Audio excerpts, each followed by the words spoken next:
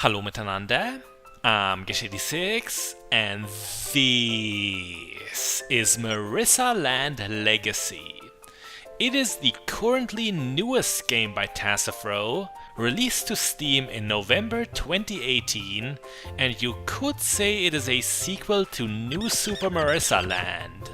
Yet in how it plays and how it's structured, it is so much closer to the very first platformer they've made, Super Marisa Land, all the way back in 2005.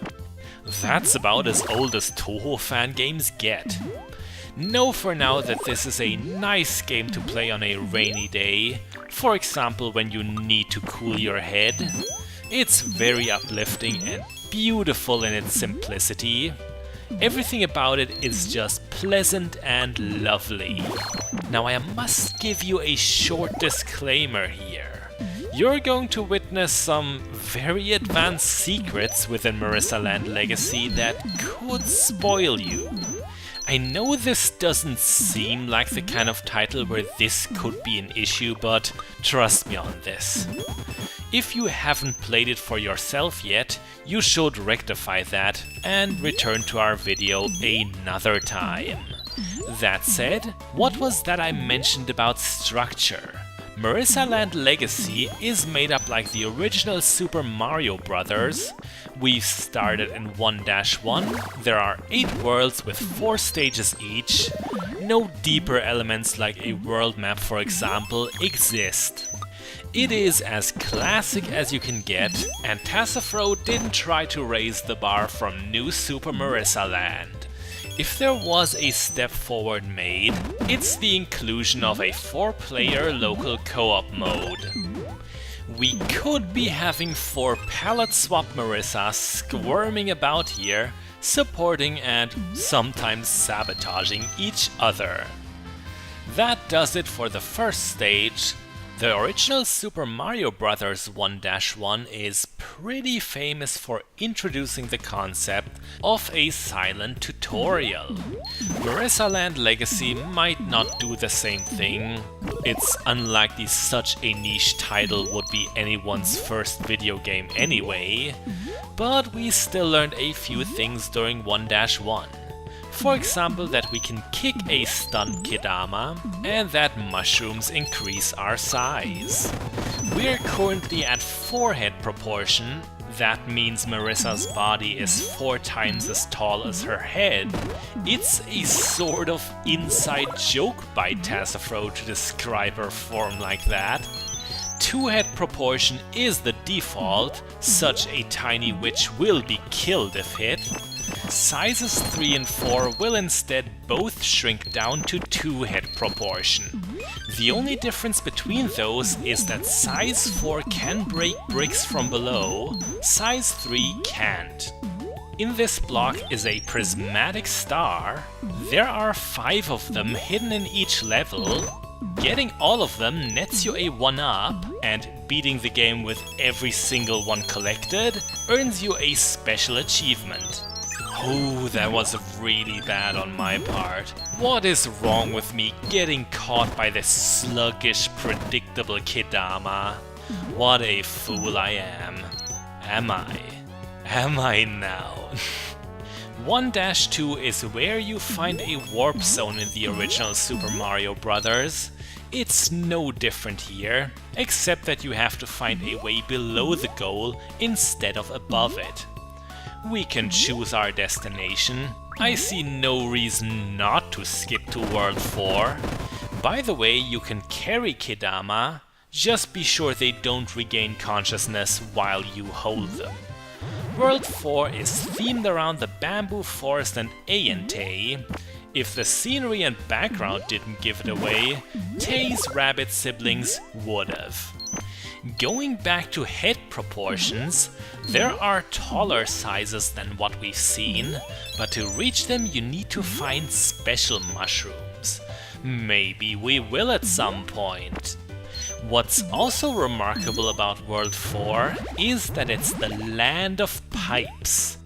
There are so many pipes you can go up or down into. It's worth trying out each one. This one had a secret one-up. Clever. Marisa Land Legacy may be obviously derivative, but you have to hand it to them. A lot of thought and care went into the level design. The final portion of 4-1 has sinking platforms that lead us over sharpened bamboo. Don't let the many floating stars seduce you into being reckless and getting skewered. When you collect yellow stars or bash enemies, you create blue point icons. 255 of these grant you another extra life. What a magical number that is! It was also the maximum amount of rupees you could carry in the original Zelda. I think that had to do with binary systems and limitations of programming. We have found all the hidden stars of this level, now all we gotta do is survive. You do have to finish the stage to cash them in. You can't grab the 5 stars, then die and ignore them on your next attempt. Nope. Not that we are actually aiming to get all 160. We have a completely different, bold and unusual objective for this video. You'll see.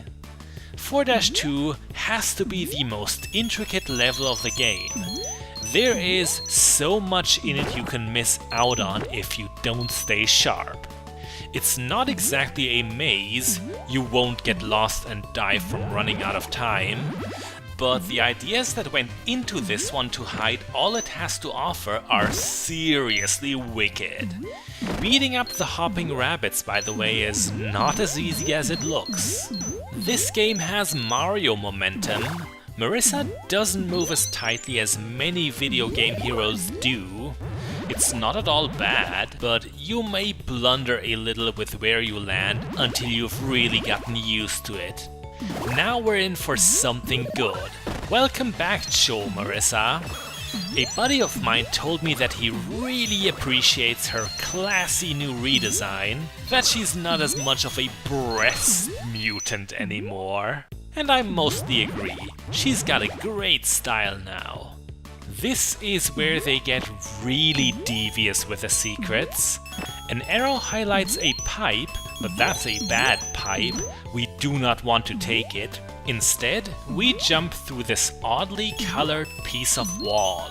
This leads to another pipe. A terrible pipe that we do not want to take, so we climb up this hidden vine. That was a secret, hidden within a secret, hidden within a secret. Secretception. It's what you need to find to get to the best warp zone of the game.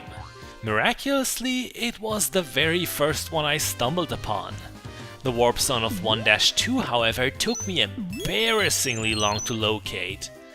8-1 seems like a very generic level, but it's exceptional in 2 regards. First off, with only 300 super seconds, it has the harshest time limit of the game. That doesn't sound too tight, but it's a real problem if you're aiming for the 5 hidden stars. Secondly, it is barren when it comes to power-ups. I think I found an invisible block with a mushroom once, but I can't remember where it was. One more thing about Cho Marisa. The large red mushroom we touched grew us from 4 heads tall to 8. Should you grab the same item when you're only size 3, you will become 6.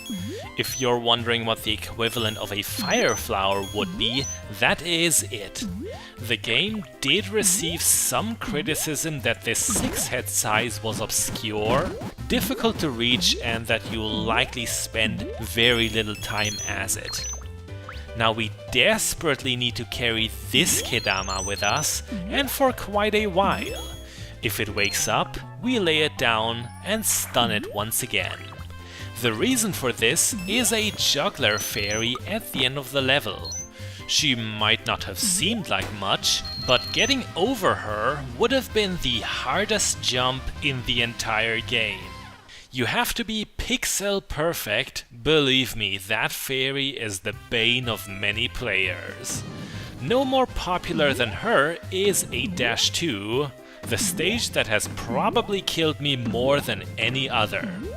Its theme is Bullet Bill Fairies. So many Bullet Bill Fairies, one of them is bound to get you, and to make everything worse, the only mushroom of the stage is invisible.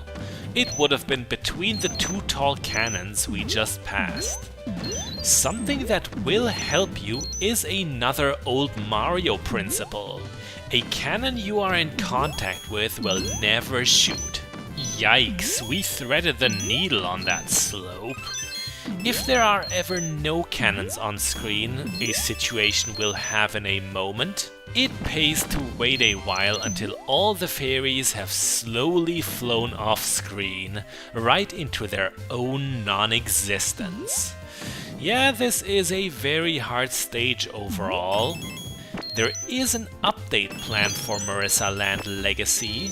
It's not yet here at the time of recording, but through it, a hard mode with 32 unique levels, lost levels if you want, will be introduced one day. I imagine 8-2 will be child's play compared to the ROM hackiness we can expect. We cut it really close again climbing that 5-story cannon tower, but with that the level is over so long as we don't have a brain fart here. We did not. Just because this stage was my nemesis does not mean it's smooth sailing from here. We do have to keep our cool for what's coming up. 8-3 is themed around Hammer Brothers, or should I say Sunflower Sisters. Daijose mimics Mario 1's most obnoxious and unpredictable enemy. I could never figure them out as a kid. I'm pretty sure there is a sensible pattern to them. Luckily, Daijose is easier to handle than the original. Whether or not she is won't matter if we keep hitting ourselves with our own dang Kedama. What would be useful against Daijose is having size 6. That transformation is surprisingly lame most of the time. The problem is that your shots can fly over enemies. Most Kedama and fairies are just too short to hit, Daijose isn't though. Since we don't have this as an option, kicking Kedama will have to do. Unfortunately, a time has come at which we're just going to have to make the jump. My tip, leap after they have jumped. Daijoses will never throw flowers in mid-air, and they also won't do it immediately when they've landed. That approach has never failed me. Popping the gold balloon grants you 20 point icons. Touching the string, on the other hand, ends the level without a bonus. The keep walls gave it away. Every 4th stage is a fortress. Who would have thunk it? 8-4 is special in that none of its hidden stars are located on the main path. Every single one has a separate bonus room. These rooms are always themed around past worlds. The bamboo forest and its hair-brained inhabitants make a return here. I have already attempted a 160 star run for this game. It also happened to be successful. What can make that endeavor frustrating is the fact that you can never scroll the screen backwards. If you get to a stage goal and notice that you've missed a star somewhere, you have no choice but to jump into a hazard or let the timer run out. We never saw World 6, which is the winter or snow world. The ice physics of Marisa Land Legacy are not the worst I've ever seen, but they're prominent enough to throw you off when it matters the most.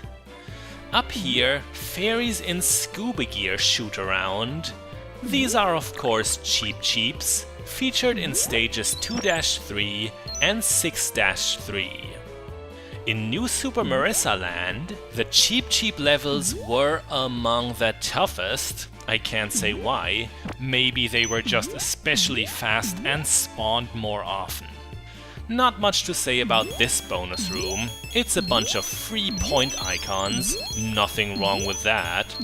255 per life sounds like exceedingly many, but they really rack up fast.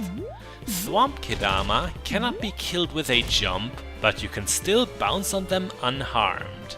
Just make sure they don't carry you up into the ceiling.